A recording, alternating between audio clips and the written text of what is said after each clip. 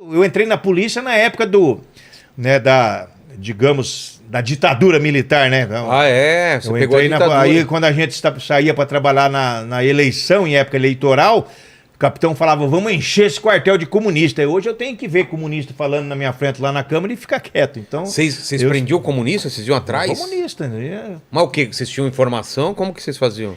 Aqueles caras que queria desestabilizar, queria falar contra o governo na época. Então a gente já ficava de olho, né? E eu também trabalhei muito tempo no serviço reservado. Mas são coisas antigas, né? Sei. Do tempo antes da Constituição de 88. Você nasceu em que ano? Eu sou de 63. Tá. Entrei na polícia em 83. Pegou mais o finalzinho da ditadura, Sim, né? peguei mais o final. Pegou o Geisel e o Figueiredo. Geisel teve em Maringá. Eu era rapaz, eu fui lá na Avenida Brasil para ver ele, passou naqueles Galaxy, né? Sei. Na época eram os veículos presidenciais. Eu tive lá para ver, em época do que estava sob o regime militar. Então por isso que hoje eu tenho bastante propriedade para falar e eu não faço nenhum tipo de crítica, porque primeiro que eu era jovem, adolescente.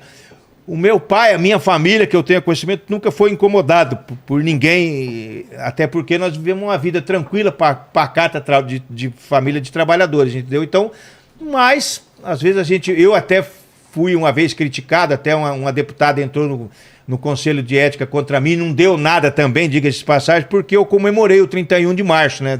Eu postei lá, né? Salve 31 de março, tal, que evitou... Que é o de março é o dia...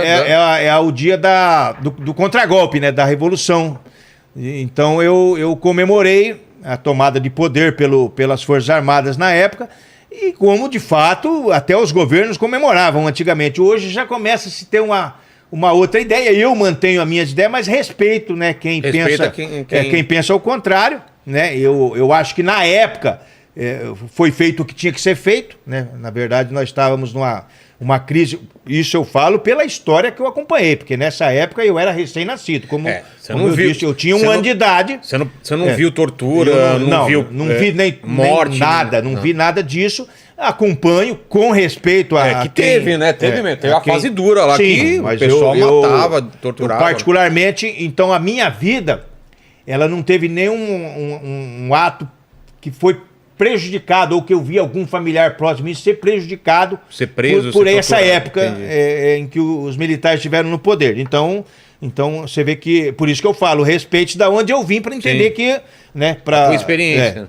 Se tivesse eu sido, ou minha família tivesse sofrido algum tipo de mal, estaria falando aqui para você, claro, de forma contrária, né? Falando, mas então a gente tem que ser realista, né?